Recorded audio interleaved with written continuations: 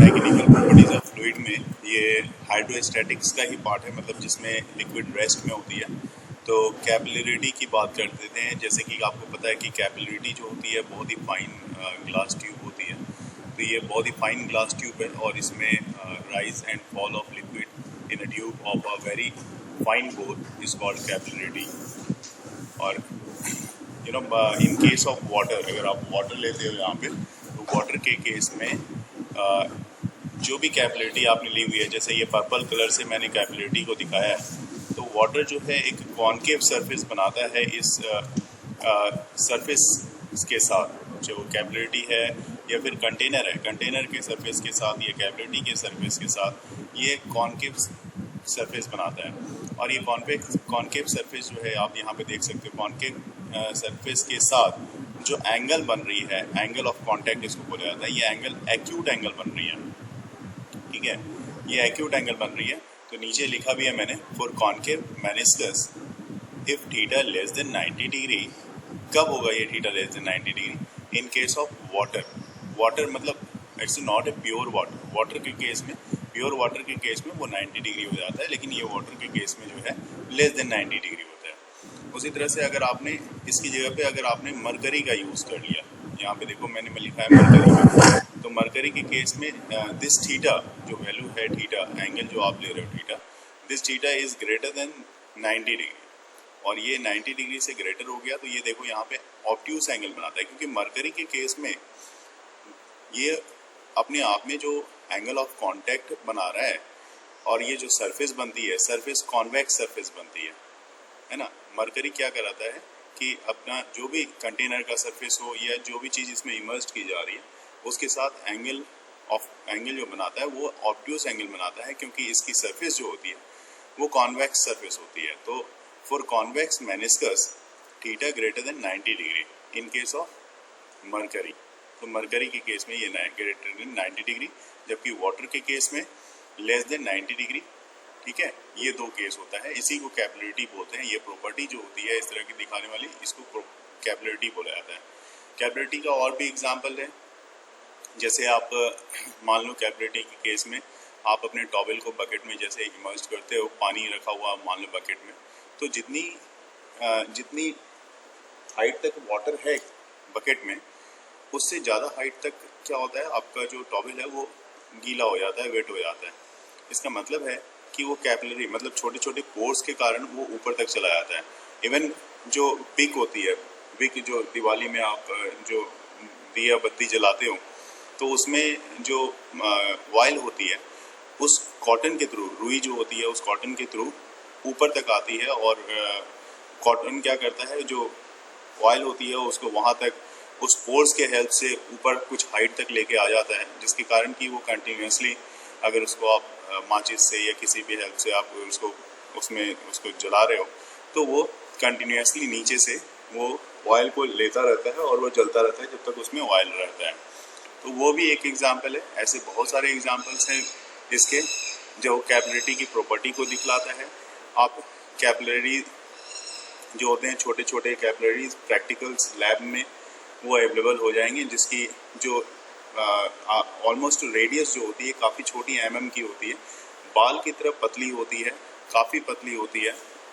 तो उसमें और पाइप होता है, वो कैपिलरिटी पाइप होता है इनफैक्ट। दूसरा मैं यहाँ पे आपको दिखा रहा हूँ एंगल ऑफ कांटेक्ट। तो ये एंगल ऑफ कांटेक्ट, जैसा कि ऊपर में आपने देखा, जो एंगल बना रहा है ये एक्यूट एंगल और ये ऑब्ट्यूस एंगल, जो सरफेस के साथ एंगल बना रहा है उसको लिक्विड जो सरफेस का साथ एंगल बनाती है उसको एंगल ऑफ कांटेक्ट बोला जाता है। लेकिन जहाँ तक डिफाइन करने का सवाल है, तो हम यहाँ से देख सकते हैं कि angle of contact between the angle between the tangent to the liquid surface at the point of contact and solid surface inside the liquid.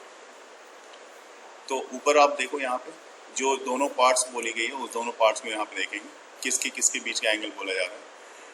Tangent to the liquid surface, liquid surface इस तरह से यहाँ पे curve सी गई है, इस liquid surface पे आपने टेंजेंट ड्रॉ किया है, तो ये टेंजेंट है, वाइट वाला ये जो लाइन है, ये स्ट्रेट लाइन, ये एक टेंजेंट है। उसी तरह से इसमें भी देखो, लिक्विड इस तरह से कॉन्वेक्स सरफेस की तरफ गई है, और इसमें भी आपने जो स्ट्रेट लाइन ड्रॉ किया है, इसने आपने इस लिक्विड के सरफेस पे टेंजेंट ड्रॉ किया है। तो that means tangent to the liquid surface at the point of contact, क्योंकि ये पॉइंट ऑफ कॉन्टैक्ट है, लिक्विड इस पॉइंट पे कॉन्टैक्ट में है, ठीक है। तो ये पॉइंट ऑफ कॉन्टैक्ट है दोनों के लिए, और पॉइंट ऑफ कॉन्टैक्ट पे लिक्विड के साथ जो लिक्विड है और सॉलिड के साथ जो एंगल बन रही है, point of contact and solid surface inside the liquid, तो इस सरफेस और लिक्विड के अंदर के सरफेस के साथ जो एंगल बन रही है उसको हम लोग बोलते हैं एंगल ऑफ कॉन्टैक्ट। तो ये हमारा एंगल ऑफ कॉन्टैक्ट था। इसके साथ साथ हमारा rise of liquid in capillary tube के बारे में बात करते हैं। ये फार्मूला बहुत ही फेमस फार्मूला है, आता भी है पेपर में, तो इसके बारे में बात करते हैं। इनफैक्ट यहाँ पे क्या होता है, एंगल ऑफ कॉन्टैक्ट जो होती है, जैसे यहाँ पे मैंने वाटर लिया है तो ये एक्यूट एंगल बना रहा है सरफेस के साथ, ठीक है, तो कॉन्केव सरफेस बना रहा है। और प्रेशर डिफरेंस जो होती है दो साइड्स की, टॉप के सरफेस की, तो प्रेशर डिफरेंस हमें देखना है। मान लो यहाँ पे प्रेशर डिफरेंस इसका PO है, और दूसरी जगह पे जैसे यहाँ पे अलग अलग अंदर की प्रेशर डिफरेंस अलग अलग है। तो ऐसे तो हमें पता है कि इनसाइड का pressure P inside minus P outside, liquid के केस में प्रेशर का जो डिफरेंस होता है वो हमने इससे पहले भी स्टडी किया था। ये होता है 2 सिग्मा बाय R। सिग्मा मैं सरफेस टेंशन के लिए यूज़ कर रहा हूँ, R रेडियस ऑफ कैपिलरिटी है, कैपिलरी ट्यूब है।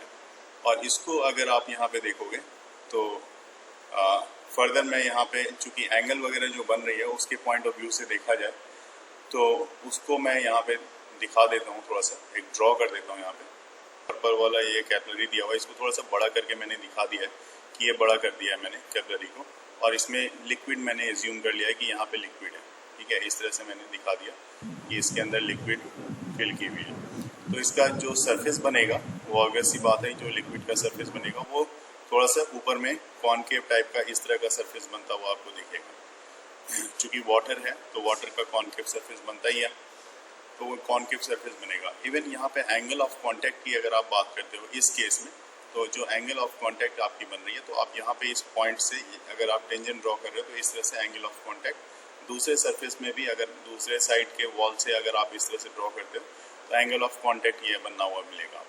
एंगल ऑफ कॉन्टैक्ट कितना बन रहा है तो आप यहाँ पे दिखा सकते हो कि ये जो एंगल ऑफ कॉन्टैक्ट बन रहा है दोनों ही केस में थीटा एंगल मान लिया मैंने कि थीटा एंगल बन रहा है, तो इसको मैं दिखा देता हूँ कि ये थीटा बन रहा है। तो ऑब्वियस सी बात, सेम वाटर इधर भी है तो इधर भी थीटा एंगल बनेगा, ठीक है। अब इसकी जो रेडियस है ना, तो ये कैपिलरिटी है तो इसकी रेडियस होगी कुछ, मान लो इसकी रेडियस यहाँ से यहाँ तक की रेडियस जो है वो A है, तो इस जगह पे मैं लिख रहा हूँ कि this one is A, radius मैंने A मान लिया, ठीक है। और साथ ही साथ जब मैं इसमें दिखा रहा हूँ, यहाँ पे एक और पार्ट में दिखाऊंगा कि ये जो यहाँ पे कंपोनेंट जो आप ब्रेक करते हो, तो कंपोनेंट के पॉइंट ऑफ व्यू से देखा जाए तो ये वाला जो पोर्शन है यहाँ पे, इसके साथ R एंगल, R जो है इसको मैं R लिख रहा हूँ, और this one makes an angle similar angle theta, ये थीटा बनाएगा।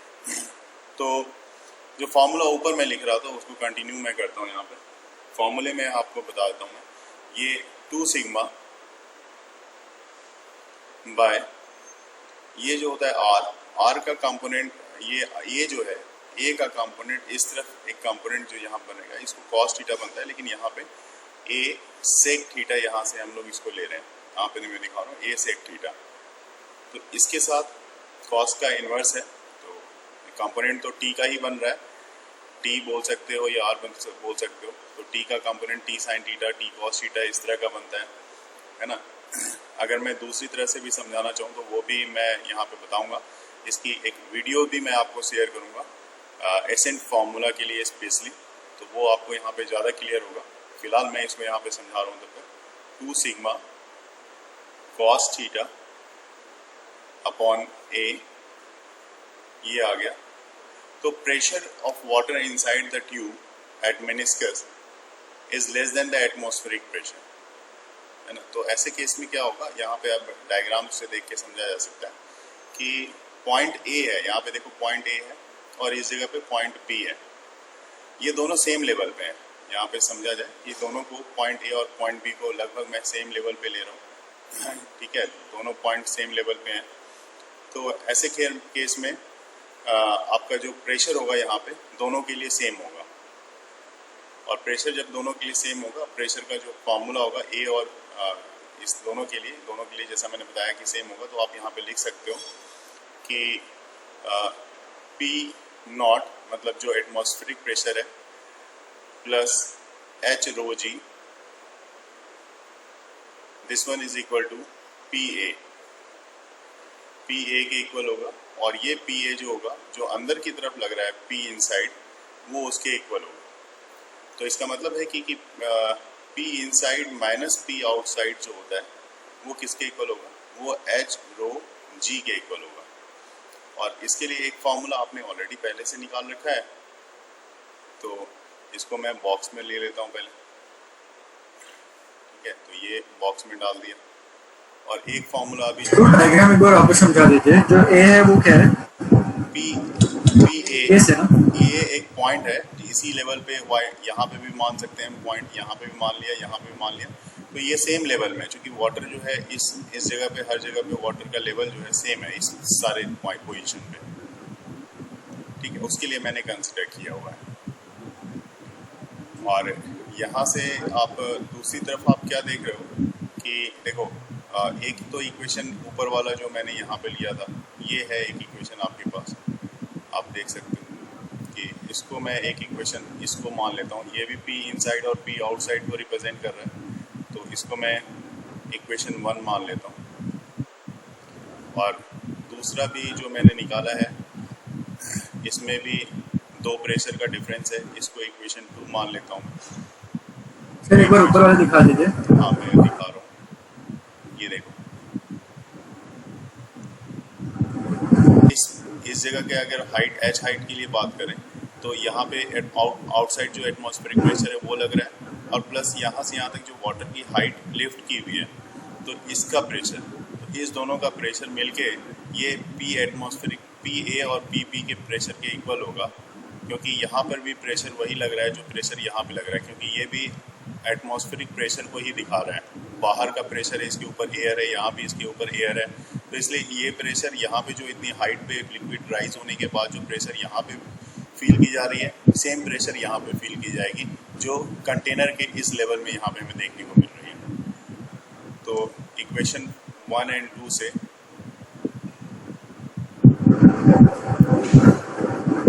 एच रो जी, पहले वाले इक्वेशन की दूसरे वाले इक्वेशन से एच रो जी, और this one is equal to दूसरा वाला इक्वेशन से 2 सिग्मा कॉस थीटा बाय ए।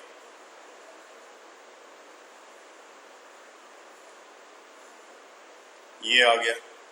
यहाँ से मुझे क्या निकालना है तो मैं बता दूं, मैंने कोशिश करना है यहाँ से कि हाइट का फार्मूला निकालना है, क्योंकि एसेंट फार्मूला चाहिए, तो कितना लिक्विड कितने हाइट तक राइज कर रहा है कैपिलरी ट्यूब में, उसका फार्मूला मुझे चाहिए। तो H इक्वल टू हो जाएगा 2 सिग्मा रो जी ए कॉस थीटा, ये आ जाएगा। इसको भी मैं बॉक्स में डाल देता हूँ। ये फार्मूला एसेंट फार्मूला के नाम से जाना जाएगा। और H जहाँ पे जो है राइज ऑफ कैपिलरी हाइट, यहाँ पे देखिए H ये है, दिस वन इज H, जो कि कैपिलरी में कितनी हाइट तक राइज हो रही है वाटर की लेवल, उसको बता रहा है। और ये इस केस में भी आप देख सकते हो, दो कंडीशन यहाँ पे भी मिलेगा आपको, कि पहला कंडीशन आपके पास मिलेगा if theta less than 90 degree, theta less than 90 degree होगा तो ध्यान रखना है जो हाइट होगी कैपिलरी में वाटर की, जो हाइट होगी वो ऊपर तक उठेगी, तो ये हाइट जो होगी this one is always positive, हमेशा ध्यान में रखेंगे, राइज ऑफ लिक्विड। और अगर थीटा ग्रेटर देन 90 डिग्री निकल गया, ऐसा हो गया, तो हाइट ऊपर ना जाके नीचे चली आएगी, यहाँ पे नीचे, और ये होता है एचडी के केस में, मरकरी के केस में, तो हाइट उस केस में आपकी जो आप ले रहे हो वो निगेटिव आ जाएगी। इस चीज़ का आपको ध्यान रखना पड़ेगा। हाइट जो निगेटिव होने का जो है, मान लो एक्यूट एंगल और ऑब्ट्यूस एंगल की बात कर रहे हो, तो मान लो ऑब्ट्यूस एंगल में कॉस 180 डिग्री, थीटा की जगह पे आपने 180 लगा दिया, तो इसकी वैल्यू किस में आएगी, निगेटिव में आएगी, तो हाइट क्या होगी, निगेटिव होगी। और लेस देन थीटा जब लेस देन 90 डिग्री को दिखा रहा है, तो वैसे केस में जो भी वैल्यू आएगी थीटा की वो पॉजिटिव आएगी, ठीक है। तो वैसे केस में हाइट भी आपका क्या होगा, पॉजिटिव हो जाएगा। HG के केस में कुछ इसी तरह का आपका कंडीशन होगा।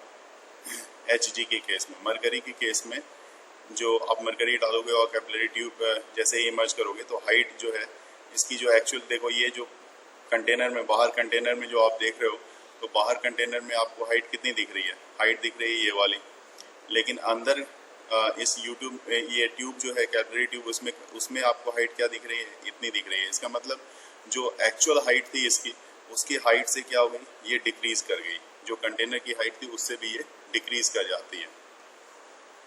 देखना है, आपने नाम सुना होगा फ्लूइड इन मोशन, मतलब हाइड्रोडायनेमिक्स का, है ना। तो हाइड्रोडायनेमिक्स के बारे में तो सुना ही है। क्या होता है हाइड्रोडायनेमिक्स, पता है? नहीं सर।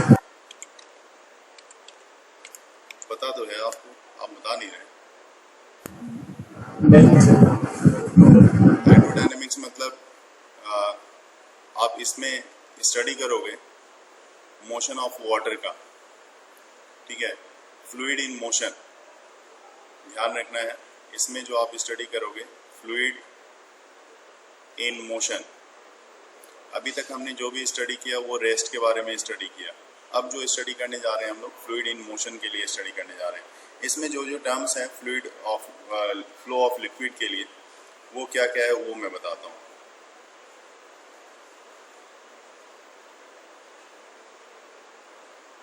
फ्लो ऑफ लिक्विड के लिए जो टर्म्स हम लोग यहाँ पे यूज कर रहे हैं वो आपके लिए है। पहला मैं बात करूँ तो फर्स्ट में स्ट्रीमलाइन फ्लो, नाम सुना होगा आपने स्ट्रीमलाइन फ्लो का।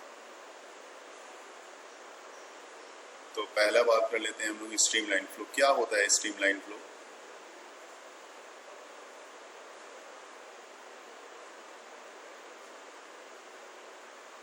देखिए स्ट्रीमलाइन फ्लो में ना लिक्विड जो होती है वो फ्लो तो करती है, तो उसमें पार्टिकल जो होते हैं जो फ्लो कर रहे हैं वो एक दूसरे को कोलाइड नहीं करते, बिल्कुल स्मूथ फ्लो होती है दोनों की। कहीं पे भी एक दूसरे का क्रॉस सेक्शन नहीं होता है, इंटरसेक्शन नहीं होता। मतलब the flow in which path taken by the fluid particle under A steady flow is called streamline in direction of the fluid velocity, ठीक है, उसको बोला जाता है स्ट्रीमलाइन फ्लो। मैं आप चाहो तो नोट कर लो, तो आप कह सकते हो यहाँ पे इसको डिफाइन कर सकते हो लैमिनार फ्लो को। The liquid is flowing with a steady flow, यहाँ पे स्टेडी फ्लो लिक्विड की तो होगी, and moves in the form of layers of different velocities and do not mix with each others is called the laminars. मतलब कि अगर मान लिया जाए, बात समझने की है यहाँ पे, आप समझना कि अगर मान लो एक पाइप है, मैं मान लो एक पाइप यहाँ पे कंसिडर कर लेता हूँ, ये पाइप है मान लो, ठीक है, एक पाइप मैंने बना दिया जिसका ऑब्वियस ही बात है इस पाइप का दो सरफेस होगा, एक ऊपर बना दिया एक नीचे बना दिया, ऐसा बना दिया। तो लिक्विड जो आपकी फ्लो करेगी ना यहाँ पे लेयर्स के फॉर्म में फ्लो करेगी। अब वो किस तरह की लेयर्स होगी वो समझना, मैं इसको ड्रॉ कर रहा हूँ यहाँ पे कि इसके लिक्विड के लेयर्स को समझा जाए। लिक्विड का लेयर्स जैसे कुछ इस तरह का, मान लो ऊपर का ये लेयर है, ऊपर का पहला लेयर, उसके नीचे का दूसरा लेयर, ये दूसरा लेयर, तो लेयर्स के फॉर्म में फ्लो कर रहा है। इसके नीचे और तीसरा लेयर, ऐसा, ठीक है। देन इस तरह से ये लेयर्स वाइज लिक्विड का फ्लो हो रहा है। और आप देख रहे हो कि मैं जो लेयर्स वाइज इसको दिखा रहा हूँ, इसमें एक चीज़ मैं और दिखा रहा हूँ कि इसकी स्पीड ऑलमोस्ट कम होती जा रही है। मतलब सबसे ज़्यादा स्पीड किसकी है? ऊपर वाले की, इसकी वेलोसिटी मैक्सिमम होती है। अब यहाँ पे कब मैक्सिमम होगी? अगर यहाँ पे हम तब जब ऐसे मतलब किसी रिवर वगैरह में जो वाटर का फ्लो होता है ना, तो आपको मैं बहुत ही अच्छा एग्जांपल दूं कि आपने देखा होगा डिस्कवरी वगैरह में सी के अंदर का जो पोर्शन देखा होगा, सी के अंदर का जो लिक्विड होता है वो बड़ा रेस्ट में रहता है, क्योंकि बिल्कुल लास्ट वाली जो लिक्विड होती है ना, ये इसकी मूवमेंट ही नहीं होती, ये रेस्ट में रहता है, ठीक है। और जैसे जैसे ऊपर आता है तो सी के ऊपर का जो वाटर का लेयर होता है वो काफ़ी फास्ट मूव करता है, तो वी मैक्सिमम यहाँ पे होता है। और यहाँ पे वी जो होता है लिक्विड की वेलोसिटी जो होती है वो ऑलमोस्ट जीरो होती है। और यहाँ पे जो वाटर का फ्लो है चूँकि लेयर वाइज है, एक लेयर दूसरा लेयर तीसरा लेयर इस तरह से लेयर वाइज फ्लो कर रहा है, तो आप कह सकते हो कि इसको लेमिनार फ्लो है। लेमिना मतलब लेयर्स वाइज फ्लो, एक सीड की तरह फ्लो होता है, तो इसको हम लोग इसलिए लेमिनार फ्लो बोलते हैं। इसके बाद का हमारा नेक्स्ट वाला है जिसको हम लोग टर्बुलेंट फ्लो बोलते हैं। टर्बुलेंट फ्लो क्या होता है वो भी समझेंगे। टर्बुलेंट फ्लो में ऐसा नहीं है कि लिक्विड जो है जस्ट अपोजिट होता है, जैसे लेमिनार का हुआ उसके जस्ट अपोजिट होता है। यहाँ पे टर्बुलेंट में ये लिक्विड जो है एक दूसरे को क्रॉस कर लेता है, एक दूसरे को इंटरसेक्ट कर लेता है, ठीक है। जैसे टर्बुलेंट फ्लो, टर्बुलेंट फ्लो में अगर आपने देखा होगा कहीं पे भी लिक्विड, घर में भी या कहीं पे भी ऐसी जगह पे देखोगे, मान लो कि किसी रिवर में एक पिलर बना दिया गया, ठीक है, आपने एक पिलर बना दिया, रिवर है, रिवर के पास आपने देखा कि भाई एक पिलर बना हुआ है, मैं सिलेंड्रिकल पिलर जो होता है वो सिलेंड्रिकल होता है, इस तरह का मान लो पिलर बना हुआ है, तो वाटर का जो फ्लो होगा ना यहाँ पे वो एक दूसरे को क्रॉस कैसे करेगा वो देखो। मान लो वाटर तो आपके पास जब तक इस पिलर के पास नहीं आया है तब तक वाटर का फ्लो बिल्कुल स्ट्रेट ऐसा आएगा आपके पास, इस तरह से आया, इस तरह से आया, ठीक है, ऐसा वाटर आपके पास आ रहा है। लेकिन जैसे ही ये पिलर के वॉल से स्ट्राइक करेगा तो ये वाटर जो है कुछ इस तरह से घूमना शुरू कर, रोटेट करना शुरू कर देता है, इस तरह से देखा होगा आपने, इस तरह से घूमना शुरू करता है और यहाँ पे एक दूसरे को कॉन्साइड भी करता है, इंटरसेक्ट भी करता है। तो इस तरह का जो फ्लो ऑफ वाटर होता है उसको हम लोग बोलते हैं टर्बुलेंट फ्लो। टर्बुलेंट फ्लो के अलावा हमारे पास एक फ्लो आता है, उसको हम लोग बोलते हैं क्रिटिकल फ्लो। नाम सुना होगा क्रिटिकल फ्लो के बारे में, तो क्रिटिकल फ्लो क्या होता है उसको बताता हूँ मैं। सुना है नाम क्या क्रिटिकल फ्लो का? या क्रिटिकल वेलोसिटी का भी नाम सुना हो? तो क्रिटिकल वेलोसिटी या क्रिटिकल फ्लो दोनों भी नाम इसमें एप्लीकेबल है, दोनों ही नाम से बोल सकते हैं। तो मैं कोई यहाँ पे मैं लिख देता हूँ, क्रिटिकल वेलोसिटी के नाम से हम लोग जानते हैं उसको।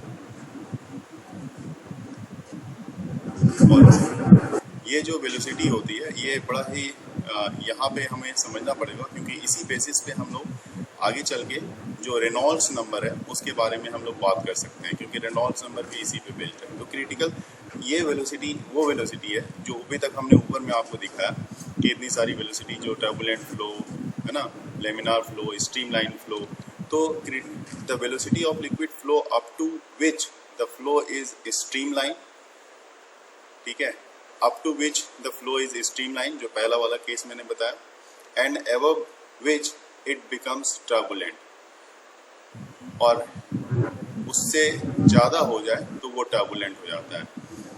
तो इसी को बोलते हैं हम लोग क्रिटिकल। मतलब क्रिटिकल कहने का मतलब स्ट्रीमलाइन और टर्बुलेंट के बीच का जो है वो होता है critical. This one lies between the streamline and turbulent, उसको हम लोग बोलते हैं क्रिटिकल, ठीक है। तो कभी भी मतलब लिक्विड का फ्लो कुछ ऐसा हो गया कि कभी भी वो हल्का सा चेंज हो गया तो वो स्ट्रीमलाइन हो जाएगा, और हल्का सा चेंज हो गया दूसरी साइड में तो वो क्या हो जाएगा, वो क्रिटिकल हो जाएगा। इसके बाद हमारे पास आता है नंबर, नाम सुना होगा आपने, बहुत ही फेमस नाम है रेनॉल्ड्स नंबर। ये वाला रेनॉल्ड्स नंबर तो आता है, ये भी आता है। क्या होता है रेनॉल्ड्स नंबर?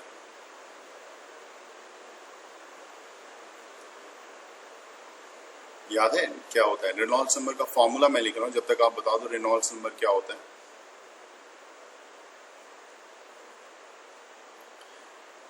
देखिए ये वो नंबर होता है जो नेचर ऑफ लिक्विड को बताता है, उसी को रेनॉल्ड्स नंबर बोलते हैं। और फार्मूला तो रेनॉल्ड्स नंबर का मैंने लिख दिया है। ये होता है, अगर रेनॉल्ड्स नंबर को डिफाइन किया जाए तो डिफाइन करने के लिए आप कह सकते हो initial force per unit area. यहाँ पे मैं इसके लिए भी लिख देता हूँ, कभी कभी डायरेक्ट आ सके पेपर में। तो इनिशियल फोर्स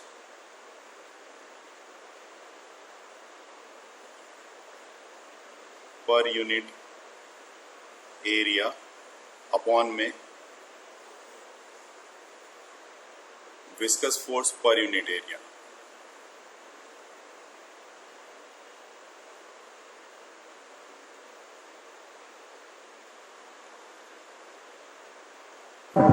सर ये वाला मेरे पास नोट्स में लिखा पड़ा है, बस देख लिया है। ये जो स्ट्रीम लाइन है, स्ट्रीम लाइन के केस में जो रेनॉल्ड्स नंबर होती है, स्ट्रीम लाइन के केस में एन आर, रेनॉल्ड्स नंबर को एन आर से दिखाते हैं। दिस वन लाइज बिटवीन 0 से 2000, ये एक नंबर है इनफैक्ट, तो 0 से 2000 के बीच लाइज करता है स्ट्रीम लाइन के केस में। ठीक है, स्ट्रीम लाइन से टर्बुलेंट फ्लो के केस में, स्ट्रीम लाइन से टर्बुलेंट फ्लो के केस में रेनॉल्ड्स नंबर जो है वो 2000 से 3000 के बीच लाइज करता है। ठीक है, और साथ ही साथ अगर रेनॉल्ड्स नंबर प्योरली अगर टर्बुलेंट है तो आप समझ लो रेनॉल्ड्स नंबर मोर देन 3000 की नंबर को ले रहा है, तो ये प्योरली टर्बुलेंट होता है। ठीक है, बस इतना सा ही रेनॉल्ड्स नंबर में समझना है। अब बात आती है इक्वेशन ऑफ कंटिन्यूटी के बारे में मैं बता रहा हूँ आपको। तो इक्वेशन ऑफ कंटिन्यूटी में जैसे मान लो कि एक ऐसा पाइप मैं ले रहा हूँ जिसकी एरिया ऑफ क्रॉस सेक्शन दो different area of cross section की पाइप है। मान लो इस तरह से मैंने एक पाइप ड्रॉ कर दिया और इसका एरिया ऑफ क्रॉस सेक्शन आप देख रहे हो थोड़ा छोटा है, जबकि इसका एरिया ऑफ क्रॉस सेक्शन जो है उसके रिस्पेक्ट में थोड़ा बड़ा है।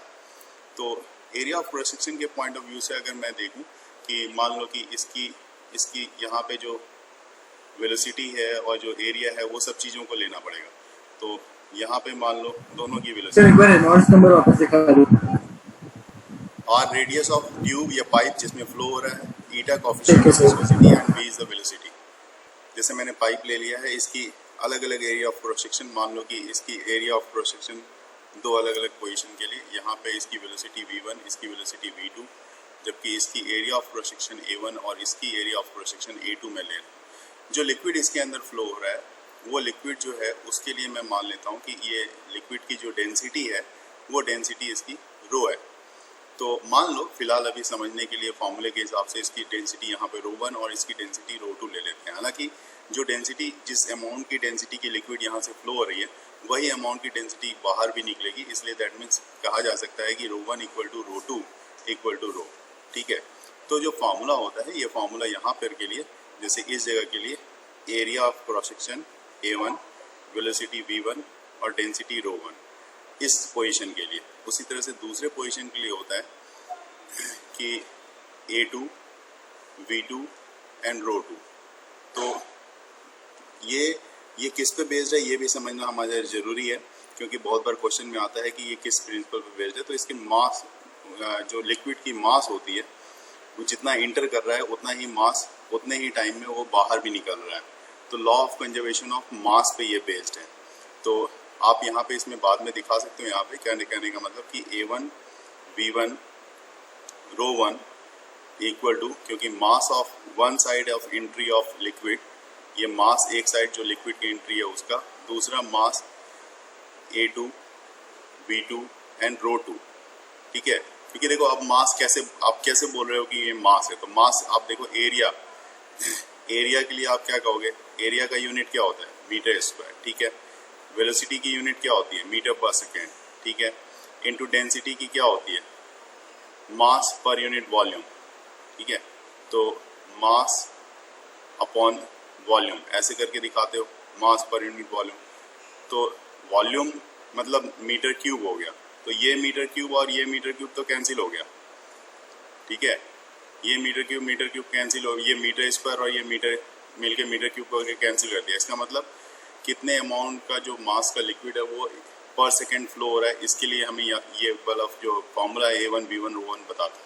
तो इसका मतलब अगर देखो यहाँ पे जैसे मैंने बताया कि डेंसिटी सेम है, जितने अमाउंट की डेंसिटी इंटर कर रही है उतने ही बाहर निकल रही है, तो इसका मतलब डेंसिटी रो1 और रो2 सेम है तो कैंसिल कर दिया। इसका मतलब सिर्फ हमारे पास क्या रह गया a1 v1 equal to a2 v2 and this is known as equation of continuity. इसी को आप इक्वेशन ऑफ कंटिन्यूटी बोले हुए। बहुत सारा क्वेश्चन इस पे सॉल्व होता है अगर एरिया ऑफ क्रॉस सेक्शन दिया हुआ हो, एक की पाइप दिया हुआ है, एरिया ऑफ क्रॉस सेक्शन एक का दिया हुआ है, एक तरफ की लिक्विड की वेलोसिटी दी हुई है, दूसरे का एरिया ऑफ क्रॉस सेक्शन दिया हुआ है और लिक्विड की वेलोसिटी हमें निकालनी है तो निकाल सकते हैं। या बहुत बार एरिया ऑफ क्रॉस सेक्शन भी सिर्फ इससे पूछा जाता है कि एक साइड का एरिया ऑफ क्रॉस सेक्शन बताओ, बाकी तीन टर्म्स दिए हुए रहते हैं। इस जगह का प्रेशर P1 है, दूसरी जगह का प्रेशर इस तरफ प्रेशर P2 है, क्योंकि प्रेशर अलग अलग होगा। इसकी area of cross section A1 है, इसकी area of cross section A2 रही होगी। ठीक है, इसकी जो वेलोसिटी है वो v1 रही हो और दूसरी तरफ उसकी जो वेलोसिटी है ये वेलोसिटी v2 रही हो।